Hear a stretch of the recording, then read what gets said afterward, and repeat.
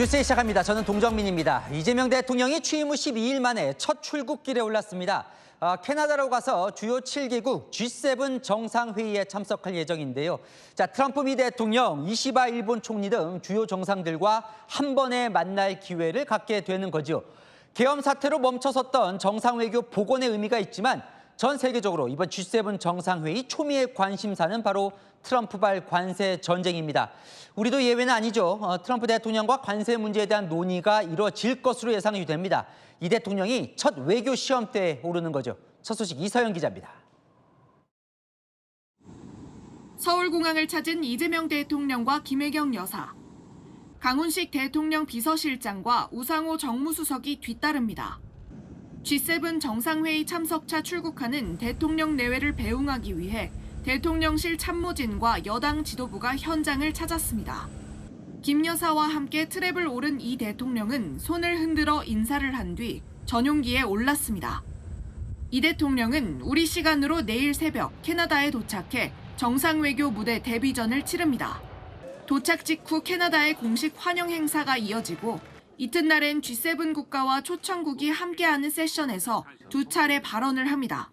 대통령실은 계엄과 내란을 이겨낸 우리 국민의 위대함과 K민주주의의 저력을 세계에 알리게 될 것이라고 말했습니다. 양자 회담도 적극 추진 중입니다. 각국 정상들과 유대감을 형성하고 통상 문제를 비롯한 현안에서 실질적 성과를 낼 수 있는 토대를 마련할 것입니다. 가장 관심을 끄는 건 트럼프 미 대통령과의 회담 성사 여부입니다. 대통령실도 트럼프 대통령과의 관세 논의가 있을 수 있다고 보고 준비한 것으로 전해집니다. 한일, 한미일 정상회담도 조율 중입니다. 채널A 뉴스 이서영입니다. 이재명 대통령은 오늘 한일 수교 60주년 행사에서 두 손을 맞잡고 더 나은 미래로 가자는 메시지를 냈습니다. 한일 외교도 실용 노선을 명확히 한 건데요. 양국 최고위급 인사들이 함께 만나 과거사 문제를 논의도 했는데 그 내용은 조민기 기자가 보도합니다. 오늘 오전 위성락 대통령 국가안보실장과 나가시마 아키히사 일본 총리보좌관이 조찬을 함께했습니다. 이 자리에서 나가시마 보좌관은 과거사 문제와 관련해 양국의 장기적 전략 이익을 챙겨서 후퇴하지 말자는 뜻을 전달한 걸로 파악됐습니다. 위 실장도 과거의 문제는 논의하되 현재와 미래의 협력을 해나가자고 화답한 걸로 전해집니다. 이재명 대통령은 오늘 한일 수교 60주년 리셉션 영상 축사에서 두 손을 맞잡고 더 나은 미래로 함께 나아가자고 제안했습니다. 한일 수교 60주년을 맞아 과거사와 영토 문제는 원칙적으로, 사회, 문화, 경제 문제는 전향적이고 미래지향적으로 대응할 것입니다. 나가시마 보좌관도 한일 간 군사, 에너지, 경제 안보가 중요하다며 한일, 한미일 협력을 거듭 강조했습니다. 오늘 특강에서 양국의 장기적 전략 이익을 잊지 말고 과거의 합의에서 후퇴하지 않고 양국 국민들을 설득해 나가자는 역사 문제 3대 원칙도 제시했습니다. 채널A 뉴스 조민기입니다. 새 정부의 5년 청사진을 짤 인수위 격인 국정기획위원회가 오늘 공식 출범했습니다. 초미의 관심은 속도를 강조한 정부 조직 개편입니다. 공약에도 없었던 통계청 승격, 금융위 폐지 등이 검토되면서 폭이 커질 전망인데요. 이번 주 중 바로 이 정부 조직 TF를 띄웁니다. 이준성 기자입니다. 대통령직 인수위원회 역할을 할 국정기획위원회가 출범식을 갖고 출발했습니다. 최대 역점 분야는 정부 조직 개편입니다. 국정기획의 핵심 관계자는 이번 주 중 바로 정부 조직 TF를 꾸리고 속도를 낼 것이라고 말했습니다. 정부 조직 개편의 폭은 예상보다 커질 전망입니다. 당초 공약에 없던 통계청 승격, 금융위원회 폐지 등 금융정책 기능 재배치도 아이디어로 거론되고 있습니다. 기획재정부 예산기능 분리, 기후에너지부 신설, 성평등 가족부 확대 등도 추진될 전망입니다. 경찰국도 폐지될 전망입니다. 윤석열 정부 당시 경찰국 설립을 반대하다 징계를 받았던 류삼영 전 총경이 분과위원으로 합류했습니다. 국정기획위 관계자는 이명박 정부 이후 제대로 정부 조직 개편을 한 적이 없다며 시대에 맞는 부서 재배치가 필요한 시점이라고 말했습니다. 정부 조직 개편 TF위원장으로는 박홍근 의원이 유력 검토되고 있습니다. 이한주 국정기획위원장은 속도를 주문했습니다. 여러분들한테 월화수목 금금금을 말씀드릴 수 없겠습니다만은 분과는 그렇게 하십니다. 분과에서는 금금금 하실 수밖에 없는 상황이 되어질 겁니다. 국정기획위는 모레부터 각 부처별 업무 보고를 받을 예정입니다. 채널A 뉴스 이준성입니다. 내년 9월쯤엔 검찰이라는 단어가 사라질 것으로 보입니다. 여권에선 두세 달 안에 검찰 개혁 법안을 처리한 뒤 1년 유예를 거쳐 늦어도 내년 9월엔 기존 검찰청을 폐지하고 중수청과 공소청을 출범시킬 계획으로 취재됐습니다. 박장 기자의 단독 보도입니다. 검찰청 폐지를 포함한 검찰개혁 법안이 늦어도 3개월 안에 국회에서 처리될 것으로 보입니다. 여권 핵심 관계자는 9월 정기국회 전 본회의를 열어 관련 법안을 처리할 계획이라고 밝혔습니다. 이 관계자는 유예기간 1년을 거친 뒤 내년 9월 중수청과 공소청을 출범시키는 것으로 목표를 잡고 있다고 했습니다. 검찰청을 없애고 대신 중수청과 공소청을 신설해 수사권과 기소권을 쪼개는 골자가 달라질 일은 없다는 겁니다. 여권 일정대로라면 검찰 조직은 76년 만에 사라지게 됩니다. 하지만 검사라는 명칭은 유지됩니다. 영장 청구권은 검사만이 가능하다는 헌법 조항에 따라 공소청 소속으로 검사 직위는 유지됩니다. 여당 신임 원내지도부도 검찰개혁을 우선과제로 꼽았습니다. 문진석 원내수석은 지난 3년 동안 검찰 모습이 정말 참담했다며 다른 권력기관 개혁보다 우선해 차질 없이 추진하겠다고 밝혔습니다. 공소청장으로 바뀌면서 현행 장관급인 검찰총장직을 차관급으로 격하하는 등 구체적인 안은 이견도 있어 추가 논의가 진행될 전망입니다. 채널A 뉴스 박자한입니다. 장관, 차관 등 고위공직자 국민 추천이 오늘 마감됐습니다. 7만 건 넘는 추천이 올라왔는데요. 이재명 대통령 최근에도 능력과 실력을 최우선으로 삼아달라는 뜻을 밝힌 것으로 파악됐습니다. 남녀노소 가릴 것 없이 추천하고 도덕성은 이후 검증해서 따져보겠다는 취지입니다. 홍지은 기자의 단독 보도입니다. 실력을 갖춘 인사들과 함께 국민 주권 정부의 새 출발을 시작합니다. 이재명 대통령이 능력과 실력 위주의 인사를 해나가겠다는 의지를 재차 표명한 것으로 확인됐습니다. 복수의 대통령실 관계자에 따르면 이 대통령은 최근 남자든 여자든 나이가 젊든 노장이든 상관없이 자리에 맞는 책임자를 찾으라고 지시한 것으로 파악됐습니다. 특히 스스로가 적임자라고 생각하면 자신을 직접 추천해도 된다는 취지로 언급한 것으로 알려졌습니다. 오광수 민정수석 낙마 이후 도덕성 검증 목소리가 커지지만 추천 단계부터 일괄적인 도덕성 기준을 들이대 실력 있는 인사를 놓치지 않겠다는 취지로 보입니다. 77년생 하정우 AI 미래기획 수석의 경우 이 대통령과 개인적 인연은 없지만 경제계와 국민추천제에 이름이 다수 오른 게 인선에 반영된 것으로 전해졌습니다. 대통령실 관계자는 실력 있는 인사가 추천이 올라오면 검증은 시간을 갖고 엄격하게 할 것이라고 말했습니다. 오늘 마무리된 국민추천제를 통해 장차관 등 정부 인사에 7만 건 넘는 추천이 접수됐습니다.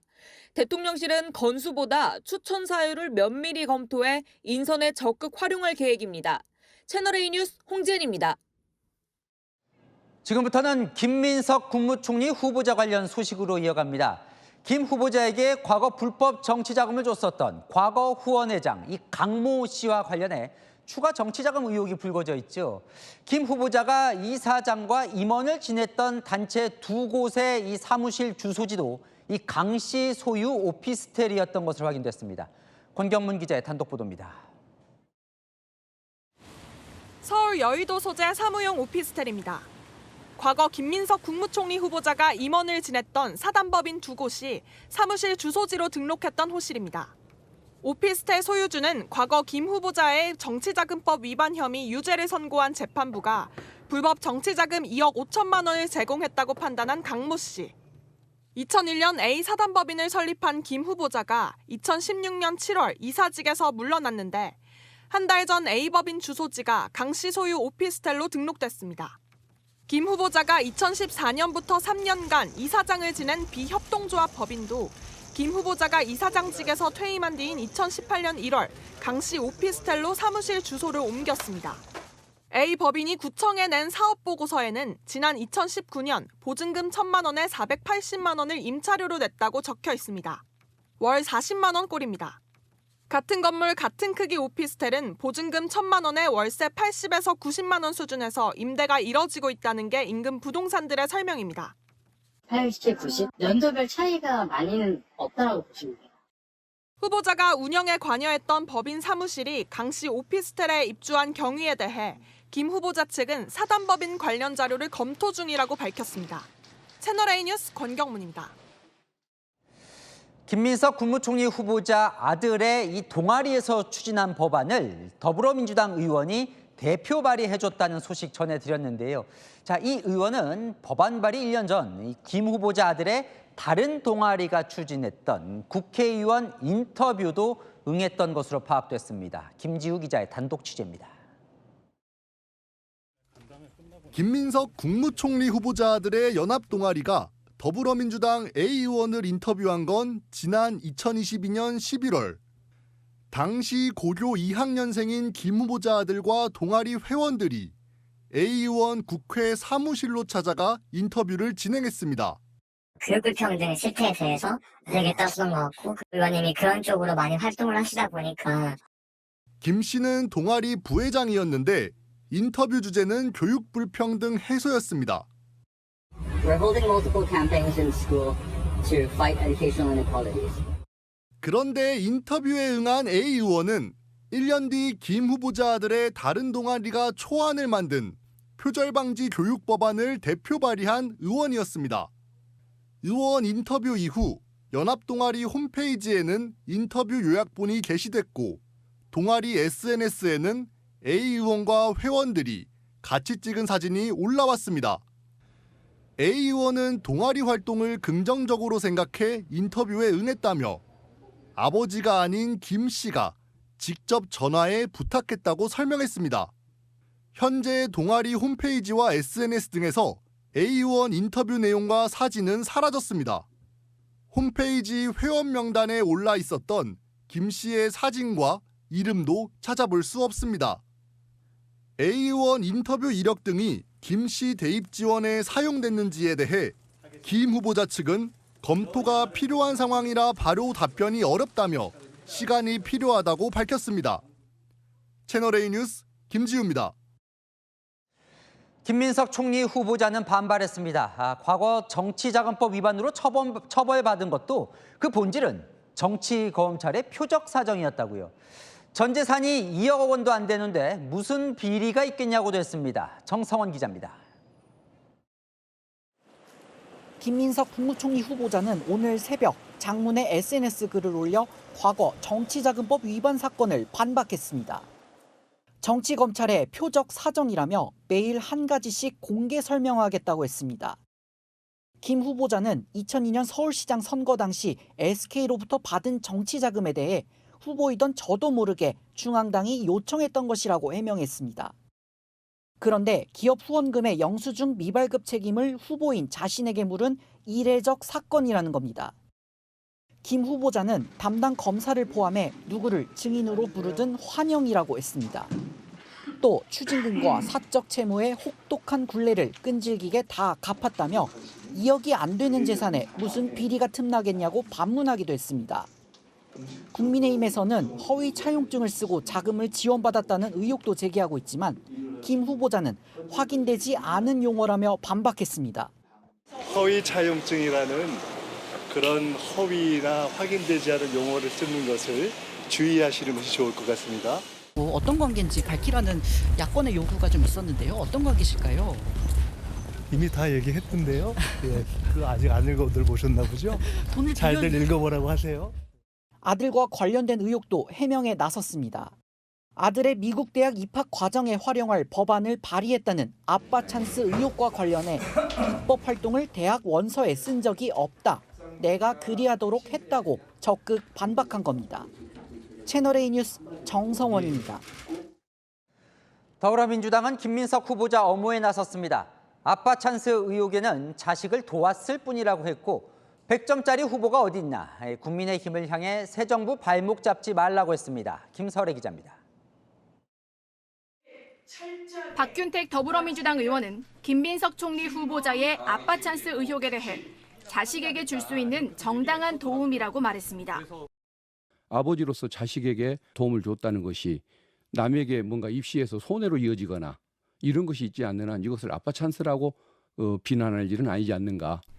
박수현 의원도 어떤 국민이 100점짜리 공직 후보가 있다고 생각하시겠냐고 반문했습니다. 그러면서 국민들은 솔직하게 문제에 대해 말하고 용서를 구하는 태도를 볼 것이라고 말했습니다. 민주당 인사들은 김 후보자를 엄호하는 동시에 국민의힘을 향해 목소리를 높였습니다. 이쯤 되면 인사검증이 아니라 이재명 정부를 시작부터 발목 잡겠다는 의도의 정치 공작으로 볼 수밖에 없습니다. 윤석열 정부 때 한덕수 총리 인준에 협조해 준 것을 언급하기도 했습니다.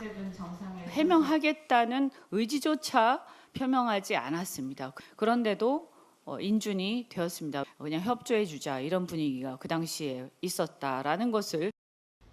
김병주 최고위원도 반성 없이 국정을 발목 잡는다면 내란 정당 5명을 계속 쓰게 될 것이라고 지적했습니다. 채널A 뉴스 김설혜입니다. 국민의힘은 김민석 후보자 청문회에 정치자금 제공자로 의심하는 강모 씨를 증인으로 신청하기로 했습니다. 자, 세비로 추징금 냈으면 아들 유학비나 생활비는 무슨 돈으로 감당했냐며 자금 출처 규명을 위해 김 후보자 가족에게 개인정보 공개 동의도 요청했습니다. 손인혜 기자의 단독 보도입니다. 국민의힘이 김민석 국무총리 후보자에게 정치자금을 제공했다는 의혹이 제기된 강모 씨를 청문회 증인으로 신청하기로 했습니다. 법원은 2000년대 후반 강 씨가 김 후보자에게 2억 5천만 원의 불법 정치자금을 건넸다고 판단했는데 그 이후에도 김 후보자에게 약 4천만 원을 빌려준 강 씨에게 대가성을 따져 묻겠다는 겁니다. 강 씨는 김민석 후보자의 스폰서를 넘어 김민석과 정치적 자웅동체입니다. 국민의힘 한 인사청문특위위원은 두 사람이 베스트 프렌드인지 악어와 악어새 관계인지 밝혀야 할 것이라고 했습니다. 국민의힘은 현 부인과 전 부인도 증인 신청하기로 했습니다. 김 후보자가 최근 5년간 의원 세비 5억 원을 받아 추징금 6억 2천만 원을 납부했는데 아들 유학비와 생활비를 감당할 수 있었겠냐는 겁니다. 김 후보자는 조의금, 강연료 등 기타 소득이 있었다고 해명했지만 국민의힘은 언제 얼마를 벌었고 소득 신고는 제대로 했는지 검증하겠다는 방침입니다. 여야 인사청문특위위원은 내일 첫 회의를 엽니다. 채널A 뉴스 손인혜입니다. 네, 안기자 사회부 강병규 차장과 이 김민석 국무총리 후보자 의혹을 조금 여러 개가 한꺼번에 터져서요. 좀 정리를 좀 해주시죠. 네, 크게 네 가지로 나눠볼 수 있을 것 같은데요. 고3 아들 동아리 법안의 공동 발의, 정치자금법 위반 관련 의혹, 차용증 및 재산 증식을 둘러싼 의혹 등입니다. 자, 첫 번째 봅시다. 아들 법안 공동 발의 의혹은 뭡니까? 네, 김 후보자 아들 김모 씨가 고3일 때 표절 예방교육 법안을 동아리에서 추진을 했었는데 민주당 의원이 대표 발의를 했고 아버지인 김 후보자가 공동 발의한 건데요. 조금 전 보셨지만 김 후보자 아들은 고2 시절에도 이 민주당 의원을 찾아가서 교육 불평등 해소를 주제로 인터뷰하기도 했습니다. 요새 이제 핵심은 저걸 대학 갈 때 아빠 찬스로 이제 뭐 스펙으로 쓴 거 아니야 이런 의혹일 텐데 네. 뭐라 그래요 후보자는? 네, 김 후보자는 오늘 SNS를 통해서 아들은 입법 활동을 대학 원서에 쓴 적이 없다. 내가 그리하도록 했다고 밝혔는데요. 야권은 설명이 더 필요하다고 압박하고 있습니다. 동아리의 법안 발의 활동을 대학 원서 외에 대외 활동 증빙 자료 등에도 활용하지 않은 건지 분명한 설명이 필요하다는 겁니다. 이걸 직접 살펴보는 데 필요하다며 김 후보자 아들의 개인정보 동의도 요구하고 있습니다. 그렇군요. 두 번째, 불법 정치자금 수수 관련 의혹. 이걸 보려면 과거에 정치자금을 제공했던 한 명의 인물을 봐야 돼요. 그죠? 네, 그렇습니다. 김 후보자는 2008년 정치자금법 위반 사건에서 법원이 불법 정치자금을 제공했다고 본 강모 씨에게서 2018년 4천만 원을 빌리고 차용증을 작성했는데요.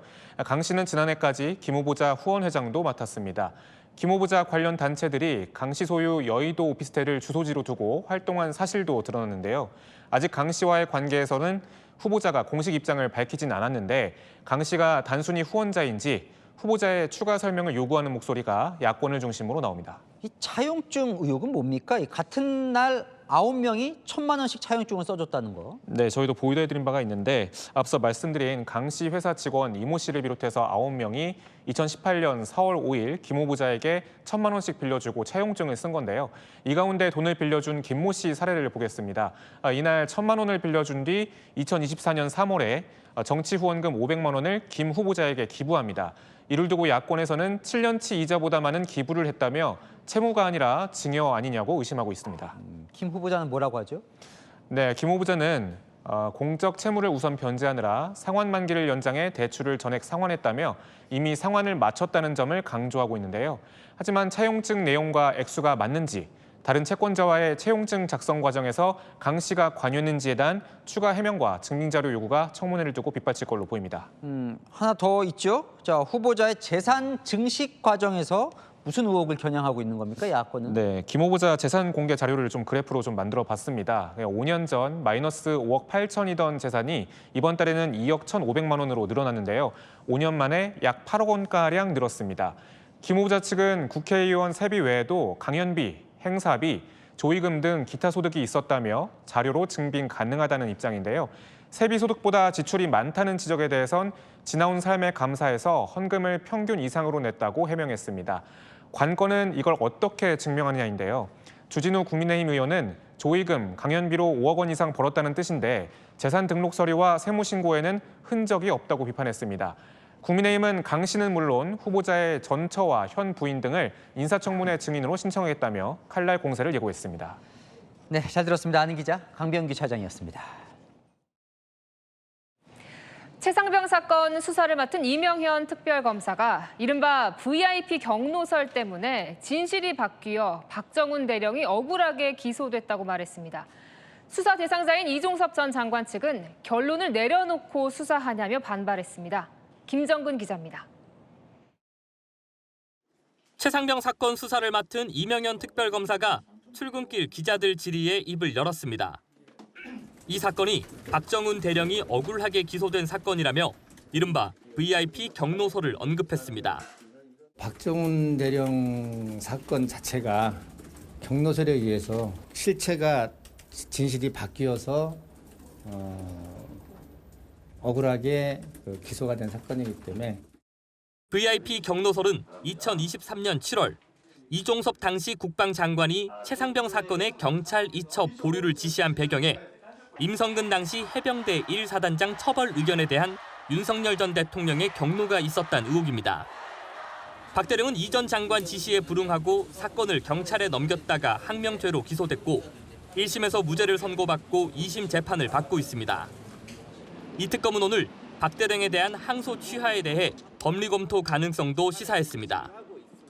이종섭 전 국방장관 측은 예단이라든지 결론을 내려놓고 하는 수사라고 즉각 반발했습니다. 이 특검이 박정훈 대령 변호인에게 특검보를 제안한 것도 공정성에 큰 문제라고 지적했습니다. 앞서 임 전 사단장 측도 박 대령 변호인에 대한 특검보 제안에 대해 이 특검에 공개 사과를 요구했습니다. 채널A 뉴스 김정근입니다. 네, 내란 혐의로 구속된 김용현 전 국방장관이 구속 만기를 열흘 앞두고 법원이 보석 허가 결정을 내리자 강하게 반발했습니다. 보석에 붙은 조건이 사실상 구속 연장이나 다름없다며 석방을 거부한 건데요. 송정현 기자가 취재했습니다. 구속 상태로 내란 혐의 재판을 받고 있는 김용현 전 국방장관이 법원의 보석 결정에 불복했습니다. 오늘 재판부가 보석보증금 1억 원 납부와 주거지 제한, 사건 관계자 접촉 금지 등을 조건으로 직권 보석을 결정하자 곧바로 보석 거부 입장을 밝히고 보석 결정 취소를 요구하고 나선 겁니다. 김 전 장관 측은 보석 보증금을 제출하지 않고 서울 동부구치소에 계속 수감돼 있습니다. 보석 조건을 이행하지 않으면 구치소에서 출소할 수 없습니다. 구속 피고인이 석방을 거부하는 건 이례적입니다. 김 전 장관 측은 오늘 보석 결정이 사실상 구속 상태를 불법 연장하는 수단에 불과하다고 주장했습니다. 보석 조건이 부당하다고 호소한 겁니다. 6개월의 구속기간이 오는 26일이면 끝나는 상황에서 조건이 달린 보석보다는 열흘을 더 기다려 행동에 제약 없는 구속 만료 형식의 석방을 선호하는 걸로 보입니다. 재판부는 구속기간 만료를 앞두고 조건을 부과해 보석을 결정하는 건 통상적 실무라고 설명했습니다. 채널A 뉴스 송정현입니다.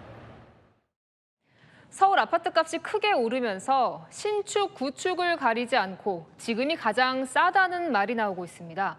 앞으로 더 오를 거란 불안감에 급하게 집을 사는 패닉 바잉 조짐이 나타나면서 거래량도 빠르게 늘고 있습니다. 먼저 여인선 기자입니다. 서울 서초구 한강변에 있는 한 대단지 아파트입니다. 지난달 전용 84제곱미터가 56억 5천만 원에 거래됐습니다. 올해 2월 같은 평수가 47억 9천만 원에 팔렸는데 3달 만에 8억 원 넘게 오른 겁니다. 거래 건수도 늘었습니다. 지난달 서울 서초구의 아파트 거래 건수는 118건으로 전달보다 2배 넘게 증가했습니다. 이렇게 강남 3구와 용산구를 중심으로 거래량이 크게 늘며 5월 한 달 서울 전체 아파트 거래 건수는 7천 건을 넘어섰습니다. 집값이 더 오를 수 있다는 불안감에 매수 심리가 자극받으면서 거래량도 빠르게 늘고 있는 겁니다. 실제 서울 주요 지역 부동산에는 집을 보지도 않고 계약하겠다는 문의가 급증하는 등 패닉 바잉 조짐마저 보이고 있습니다. 물건이 나오면 달려드는데 물건이 없습니다.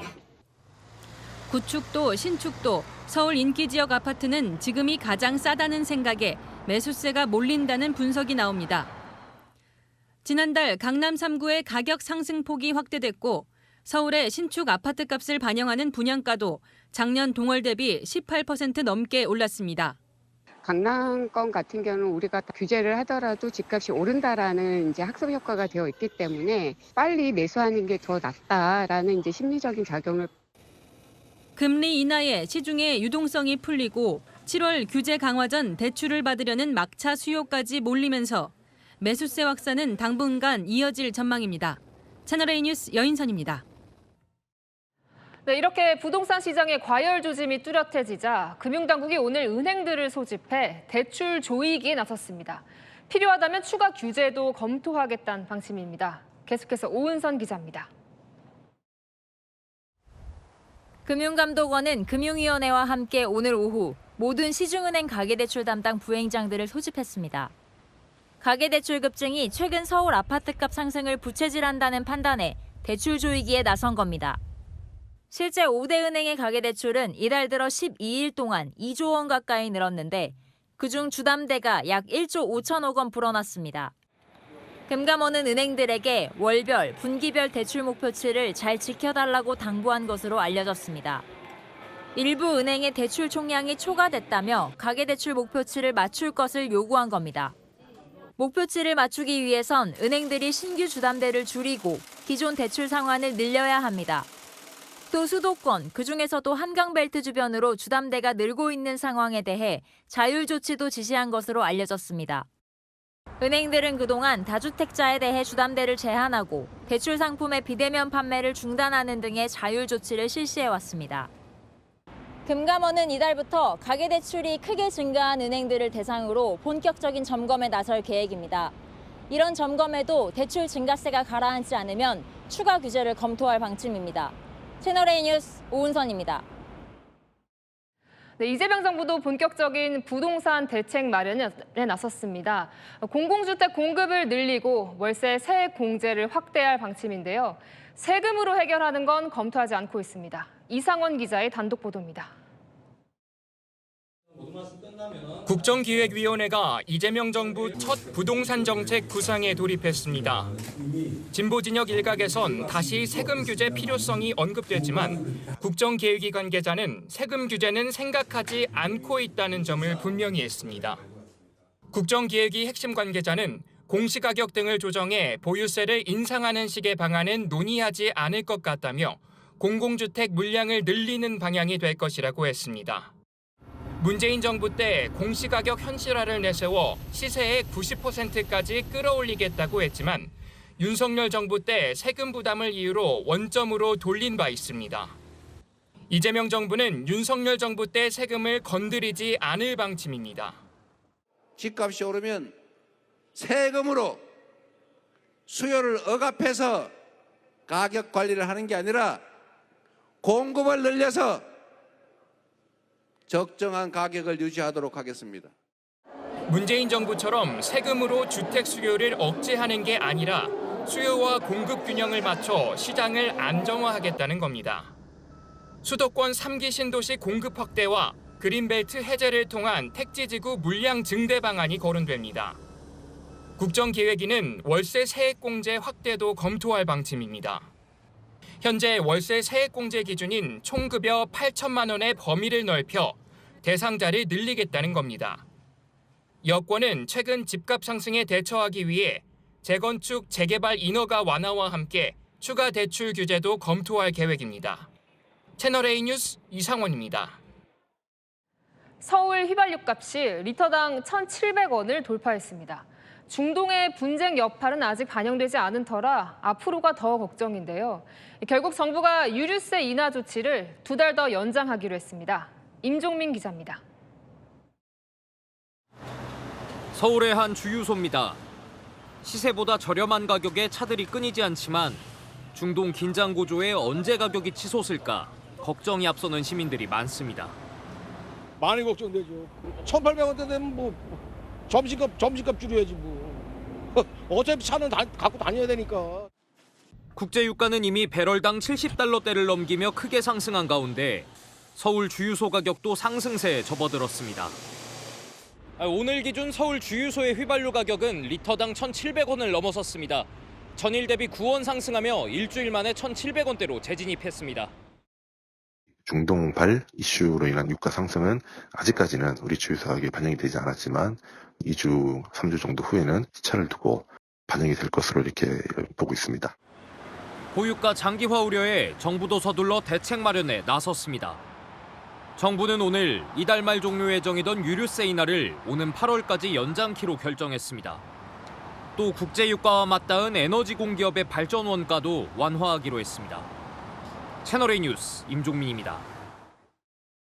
네, 먹거리 물가도 심상치 않은데요. 정부는 달걀값이 치솟자 산란계협회가 가격 인상을 주도했는지 현장 조사에 착수했습니다. 장호림 기자의 보도입니다.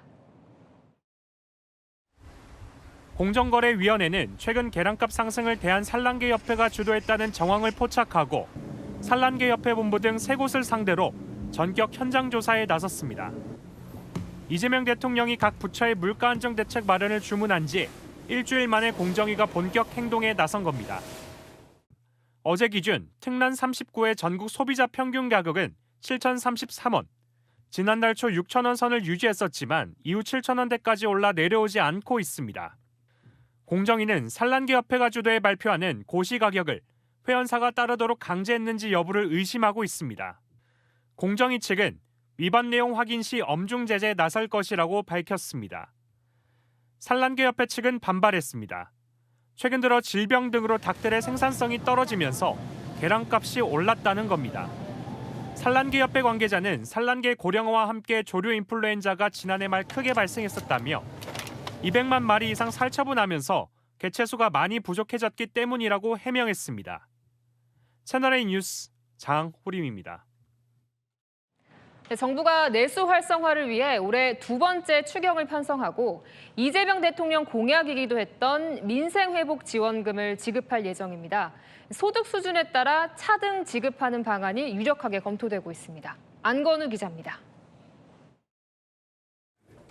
20조 원 안팎의 2차 추경이 공식화됐습니다. 대통령실은 오는 19일 열릴 국무회의에 추경이 상정된다고 발표했습니다. 추경안엔 내수 진작을 위해 민생회복지원금을 지급하는 방안이 포함되어 있습니다. 정부와 여당에 따르면 지원금은 소득 수준에 따라 1, 2차로 나눠 차등 지급되는 방안이 유력한 것으로 알려졌습니다. 1차로 기초생활수급자에게 40만 원, 차상위 계층과 한부모 가족에게 30만 원, 일반 국민에게 15만 원을 지급합니다. 2차엔 소득 상위 10%를 제외한 전 국민에게 10만 원씩 추가 지급하는 방안입니다. 기초생활수급자의 경우 최대 50만 원의 지원금을 받는 겁니다.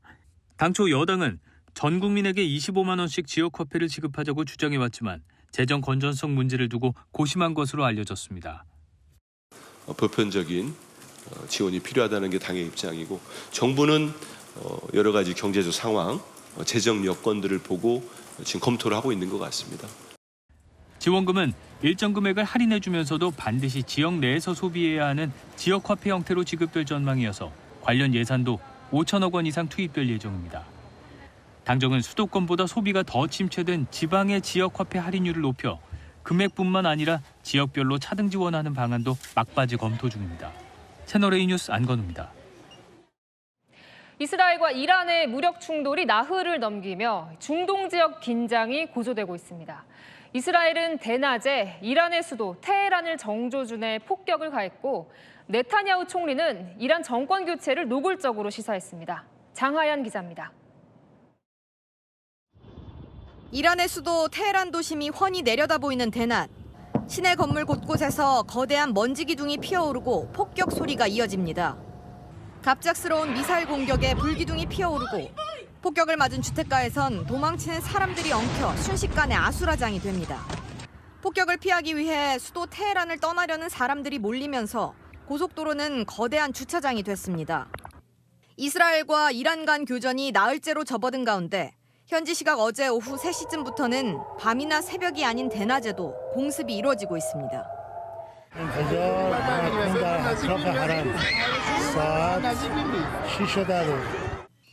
이스라엘은 테헤란 경찰청과 정보부 건물을 표적 삼아 공습했는데 이란 혁명수비대 정보부대 수장 모하마드 카제미와 그의 부관 등 3명이 사망한 것으로 알려졌습니다. 베냐민 네타냐후 이스라엘 총리는 이란 수도 테헤란에 전투기도 띄우겠다고 밝힌 데 이어 이번 공습을 통해 이란 정권 교체까지 고려하고 있음을 내비쳤습니다. Could certainly be the result because the Iran regime is very weak. 이런 가운데 이란 반체제 매체는 아야톨라 알리 하메네이 이란 최고 지도자가 가족과 함께 지하 벙커에 머물고 있다고 보도했습니다. CNN 등 외신은 현재까지 이란 내 사망자가 최소 224명에 이르고 부상자도 1,277명에 달한다고 보도했습니다. 채널A 뉴스 장하얀입니다. 네, 이란도 이스라엘의 최대 도시 텔아비브에 극초음속 미사일 공격을 가하며 반격에 나섰습니다. 교전이 격화되면서 우리 교민들은 육로로 대피에 나섰습니다. 서주희 기자입니다.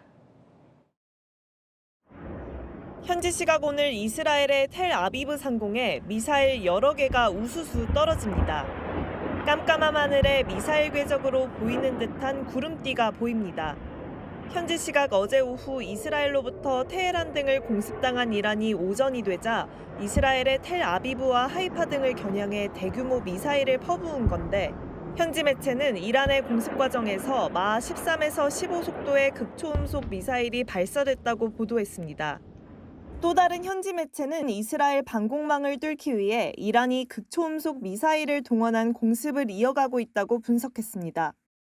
이란의 공습을 받은 텔아비브 인근의 주택가에선 건물이 여기저기 파손됐고 하이파에선 정유소 일대가 타격을 받아 큰 화염에 휩싸였습니다.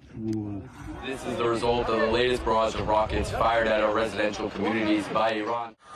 이란의 이번 공습에 현재까지 이스라엘에서 최소 4명이 숨지고 87명이 부상을 입은 것으로 전해졌습니다.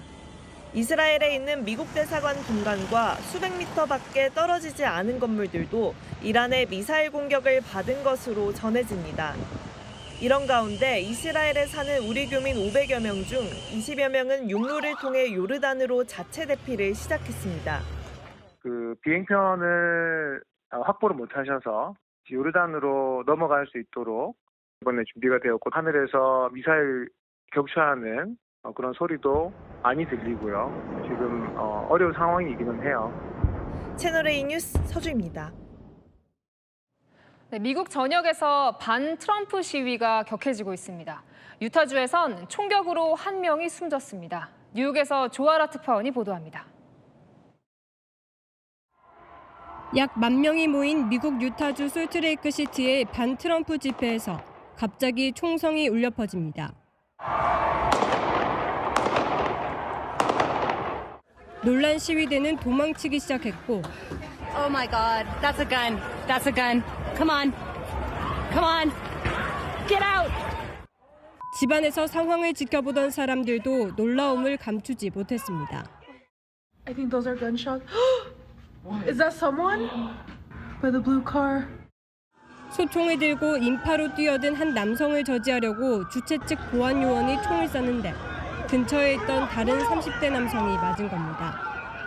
이 남성은 병원으로 옮겨졌지만 결국 숨졌습니다. 시위대에 섞여 있던 용의자와 총격을 가한 보안 요원 2명은 모두 체포됐습니다. The person taken in custody had a gunshot wound and was transported to the hospital under police watch. A short time later, 2 other individuals involved in the incident were also taken into custody. 우리 건주 포틀랜드에서는 시위대를 해산시키기 위해 경찰이 최루탄과 고무탄 등을 발사했고 이민 단속 반대 시위가 한창인 로스앤젤레스에서도 경찰이 던진 최루탄 연기가 거리를 뿌옇게 뒤덮었습니다. 미국 전역에서 불법 이민 단속에 반대하는 시위가 격렬해지고 있지만 도널드 트럼프 미국 대통령은 LA와 시카고, 뉴욕 등 민주당 우세 지역을 특정해 불법 체류자 추방을 확대하라고 지시했습니다. 뉴욕에서 채널A 뉴스 조아라입니다.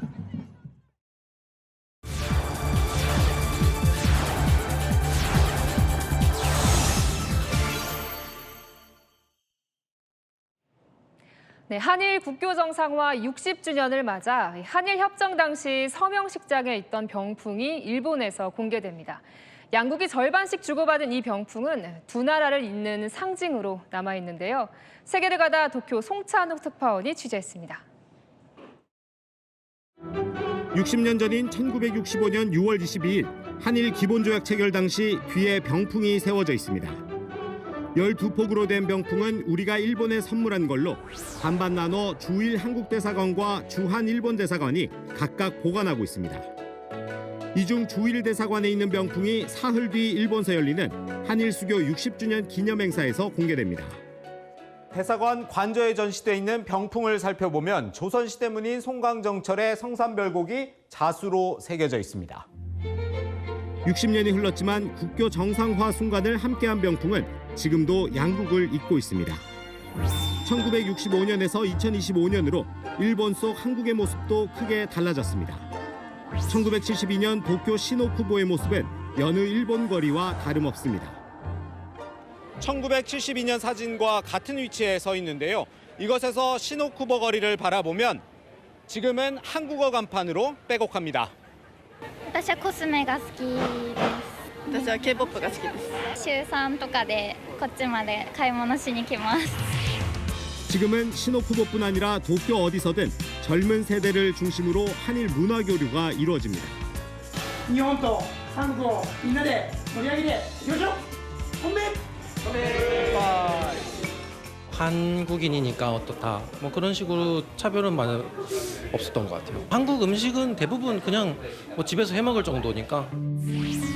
이런 모습이 60년 전 일본 대학에 입학했던 제일교포에겐 감회가 새롭습니다. 学校行くたんびにですね、やっぱり朝鮮人っていうのはもう差別用語ですから、今の子たちは本当に幸せだと思います。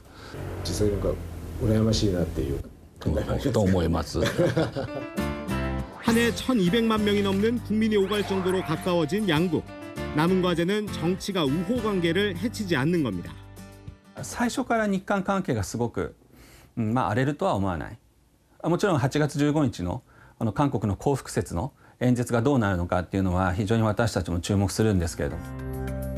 사흘 뒤 도쿄에서 열리는 60주년 기념행사에서 이시바 시게루 일본 총리가 어떤 메시지를 낼지도 주목됩니다. 도쿄에서 채널A 뉴스 송찬욱입니다.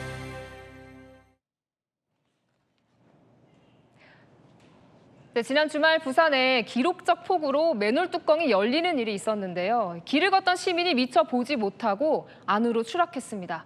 인근 상인들이 재빨리 구조했는데요. 조금만 늦었어도 큰일 날 뻔했습니다. 배영진 기자입니다.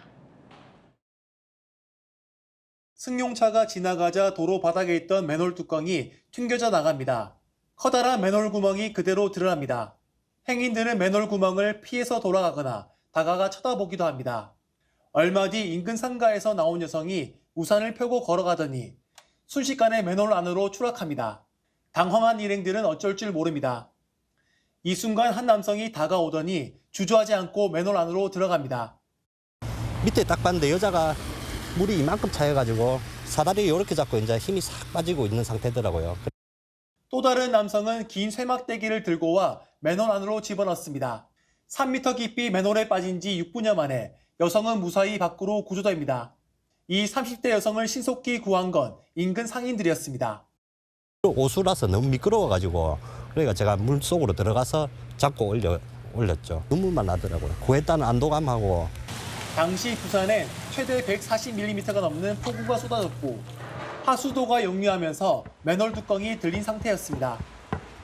맨홀 자체가 이제 이래 물이 차니까 이래 올라와가지고 뚜껑이 그대로 위에서 탁구공처럼 왔다 갔다 좀 심하면 좀 많이 올라오고.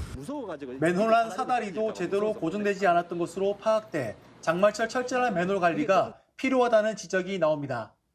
채널A 뉴스 배영진입니다. 30도 넘는 더위에 이른 장마까지 시작됐습니다. 습도가 높아지면서 칫솔에 세균이 번식하기 쉬운 날씨인데요. 어떻게 관리하는 게 좋을지 홍란 기자가 알아봤습니다. 시민들에게 칫솔 관리법을 물어봤습니다. 자외선 살균기 가정용으로 된 게 있어서 그쪽에 보관하고 있어요. 굵은 소금 이용해가지고 좀 닦으면 깨끗해진다고 들어서 한 달에 한 번 정도는 할까 생각은 하고 있는데 잘 지켜지진 않는 것 같아요. 대한예방치과학회지에 따르면 일반 가정의 칫솔모 1제곱밀리미터당 평균 약 500만 마리의 세균이 검출됐습니다. 요즘처럼 덥고 습한 날씨엔 세균이 번식하기 쉬운데 치아 건강에 영향을 줄 수 있습니다. 칫솔질을 하면서 잇몸에 상처가 나면 세균이 그 상처에 들어가게 되면 이제 원치 않는 염증이 생기겠죠. 칫솔 관리의 기본은 깨끗하게 씻고 말리기입니다. 서랍같이 밀폐된 장소보다 물기가 잘 마르는 창가가 적합합니다. 일주일에 한 번 정도 칫솔을 전자레인지에 넣고 30초가량 돌려주는 방법도 효과적입니다. 베이킹소다나 식초를 푼 물에 헹구는 것도 좋습니다. 세균의 막도 다 단백질로 되어 있기 때문에 세균이 더 이상 기능을 하지 못하게 하는 그런 과정을 거치는 걸로. 번거롭다면 70도 이상 뜨거운 물에 한 번 더 헹구는 것만으로도 세균 번식을 막을 수 있습니다. 채널A 뉴스 홍란입니다. 국민의힘 새 원내 사령탑으로 TK 송원석 의원이 선출됐습니다. 친윤계와 영남 강세 구도가 재확인됐다는 평가인데요. 송 원내대표 조기 전당대회를 개최하겠다고 약속했습니다. 백승현 기자입니다. 106표 중 기호 1번 송원석 후보자가 60표, 국민의힘 원내대표로 선출되었음을 선언합니다. 국민의힘 새 원내대표로 3선 송원석 의원이 선출됐습니다. 야당이 된 마당에 더 힘들 것입니다. 한순간도 웃을 수가 없네요. 제가 어깨가 너무 무겁고 제 모든 것을 바쳐서 열심히 하도록 하겠습니다. 김성원 의원 30표, 이현승 의원은 16표를 얻어 결선 투표 없이 확정됐습니다. 경북 김천 지역구인 송 의원은 개파색이 옅은 친윤계로 분류되는 인사입니다. 수도권 친한계 김 의원과의 대결로 관심을 받았지만 예상보다 큰 차이의 격차로 친윤계 영남 의원이 강세인 현재 국민의힘 의원 구도를 재확인했다는 평가입니다. 송 의원은 9월 정기국회 전 새 지도부가 선출돼야 한다며 조속한 전당대회를 약속했습니다. 당 혁신위 설치를 약속했지만 이른바 김용태 혁신안 수용은 말을 아꼈습니다. 조속한 시일 내에 혁신위가 발족돼야 된다. 또 다른 어떤 분열이라든지 갈등이라든지 혹시 그런 문제가 없는지를 한번 짚어보도록. 김용태 비대위원장은 개혁안에 대해 전당원 여론조사만 해주면 결과와 무관하게 사퇴할 것이라고 밝혔습니다. 채널A 뉴스 백승현입니다. 통일교 인사가 건진 법사에게 건넨 샤넬 가방 2개가 다른 가방과 신발로 교환된 정황이 포착됐습니다. 검찰은 이 신발이 김건희 여사에게 전달됐는지를 수사 중인데요. 김 여사는 오늘 오후 지병으로 병원에 입원한 걸로 전해졌습니다. 강보인 기자입니다. 건진 법사 전모 씨에게 통일교 윤모 전 본부장이 김건희 여사 선물용으로 건넸다고 주장한 샤넬백 2개가 다른 가방 3개와 신발 1개로 교환된 정황을 검찰이 포착했습니다. 2022년 4월 김 여사 수행비서 유모 행정관이 한 차례 샤넬백을 가방과 신발로 교환했고 7월에도 다른 샤넬백을 가방 2개로 바꾼 걸로 전해졌습니다. 샤넬백으로 교환한 물품 중에 신발이 포함돼 있는 정황이 포착된 건 처음입니다. 이 신발이 김 여사가 사용할 용도였는지 검찰이 수사 중이지만 아직까지 신발 실물을 확보하지는 못한 걸로 전해집니다. 한편 김 여사의 석사 논문을 표절로 결론 내린 숙명여대는 오늘 부정하게 학위를 받은 경우 소급해 취소할 수 있게 하는 개정 합칙을 확정했습니다. 연구진실성위원회를 열어 김 여사의 석사 학위 취소 절차에 들어갈 걸로 보입니다. 숙명여대가 석사 학위를 취소하면 국민대도 김 여사의 박사 학위 취소 절차에 들어간다는 입장입니다. 한편 김 여사는 오늘 오후 지병 때문에 서울 아산병원에 입원해 치료를 받고 있는 걸로 전해졌습니다. 채널A 뉴스 강보인입니다. 성혜랑 기자와 열왕야랑 시작합니다. 첫 번째 주제 보겠습니다. 자, 이 대통령이 쓰던 의원실에 새 주인이 들어온다고요? 네, 그 주인 바로 박찬대 민주당 전 원내대표입니다. 이 대통령이 쓰던 국회의원회관 818호를 쓰게 됩니다. 이 대통령이 한 3년 정도 썼던 공간이죠? 네, 맞습니다. 이 송영길 전 민주당 대표가 2022년 6월 서울시장 선거에 나가면서 방을 비웠고요. 이 대통령이 인천 계양을에 당선되면서 승계했죠. 네, 8층이면 뷰가 꽤 괜찮을 것 같은데요. 네, 실제로 의원회관에서 7, 8층은 로얄층으로 불립니다. 일부 의원실에선 잔디마당과 분수대가 내려다 보이거든요. 중진 의원들이 그래서 특히 선호하죠. 그럼 이재명 대통령 의원실은 어떻습니까? 네, 저희가 구조도를 봤더니요. 지금 보이는 8층의 정면 구도가 잔디마당이 내려다 보여서 로열 뷰로 꼽히는데요. 그 가운데서도 중앙, 최고 전망을 자랑하는 이 801호는 민주당 5선 이인영 의원이 쓰고 있습니다. 이 대통령 의원실은 보면 측면 쪽에 있죠. 바로 앞에 잔디 대신 기자들이 머무는 소통관이 보입니다. 저 옮기는 결정을 박찬대 전 원내대표가 직접 했다던데 본인은 왜 옮기는 거예요? 네, 지금 보시는 모습 바로 박 전 원내대표 의원실에서 직접 찍은 사진인데요. 이 대통령 의원실보다 오히려 전망도 더 좋고 면적도 더 넓다고 합니다. 그런데도 옮기는 이유, 이재명 대통령의 뜻을 계승하겠다는 의미라는데요. 곧 당대표 선거 출마를 겨냥해서 친명을 부각하려는 이벤트 아니냐는 목소리도 있습니다. 뭐 지지층 겨냥하면 홍보로도 쓸 수는 있겠네요. 네, 맞습니다. 이 박근혜 전 대통령의 측근인 유영하 국민의힘 의원은 박 전 대통령이 쓰던 625를 그대로 쓰겠다고 해서 쓰고 있거든요. 송영길 전 대표, 이 대통령을 배출한 818호, 박 전 원내대표까지 과연 당대표 산실이란 별칭을 얻을지 궁금해집니다. 네, 다음 주제 보겠습니다. 자, 조국 전 장관 보이는데 사면 앞에서 브레이크예요? 네, 지난주만 해도 조국 전 대표의 사면 필요성을 주장하던 민주당 의원들이요. 기류가 바뀌고 있습니다. 일가족을 집단적으로 몰살시킨 과도한 처벌을 받았어요. 못할 이유가 없지 않냐. 이번에 한번 가려고 그럽니다. 대통령 선서한 지 열흘밖에 안 됐지 않습니까? 이 순간 사면 복권에 대해서 정부 여당에서 논의되지 않고 있다. 친명 핵심 정성호 의원, 나흘 전엔 사면 필요하다면서 사면론에 불을 지폈잖아요. 하지만 오늘은 정권 교체 얼마 되지 않아 국민들이 공감하지 못할 것이라고 속도 조절에 나섰습니다. 그렇다면 조국 혁신당으로서는 좀 아쉽겠네요. 네, 이 YS 정부도 또 DJ 정부도 빠르게 사면을 단행했다며 조 전 대표가 빨리 보고 싶다는 말까지 나왔었죠. 중진 의원이신 박지원 의원님이나 정성호 의원님 관록에 대해서 다시 한번 정말 감사 말씀드리고 대선 선거운동 과정에서 많이 들은 얘기는 이재명 후보가 당선이 된다면 그 조국 대표는 곧 사면복권 되겠죠? 조국 혁신당은 광복절을 사면 마지노선으로 보고 사면론 드라이브를 계속 걸겠다는데요. 하지만 이 드라이브가 민주당은 부담스러운 모양새입니다. 열흘 이제 좀 넘었는데 국민 여론 참고해야 되지 않겠습니까? 야당에서 굉장히 신경질적인 반응을 이미 내고 있잖아요. 정권 교체 땐 한 뜻으로 손 맞잡았던 두 당. 하지만 사면 앞에선 속도도 온도도 다른 듯하네요. 네, 지금까지 열왕야랑이었습니다.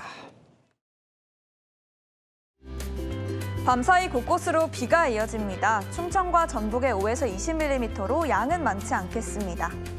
내일 전국이 대체로 맑겠지만 내륙 곳곳에 소나기가 올 텐데요. 영남에 최대 40, 호남에 최대 30mm가 되겠고 돌풍과 벼락도 동반되겠습니다. 어제의 찜통더위는 오늘 비가 오며 한풀 꺾였는데요. 내일부터 다시 30도 안팎의 무더위가 찾아옵니다. 건강관리 잘해야겠습니다. 내일 아침 기온 서울 21도, 청주 22도가 되겠고요. 중부 서해안은 짙은 안개가, 동쪽 산간에는 강풍이 예상됩니다. 낮 기온은 서울 29도, 대구 31도까지 오르겠고 강한 자외선에 주의하셔야겠습니다. 남은 한 주 비 전망 보시면 모레까지는 전국이 대체로 맑겠고요. 목요일 중부를 시작으로 금요일과 토요일 전국에 비 예보 있습니다. 날씨였습니다. 뉴스에 마칩니다. 시청해주셔서 감사합니다.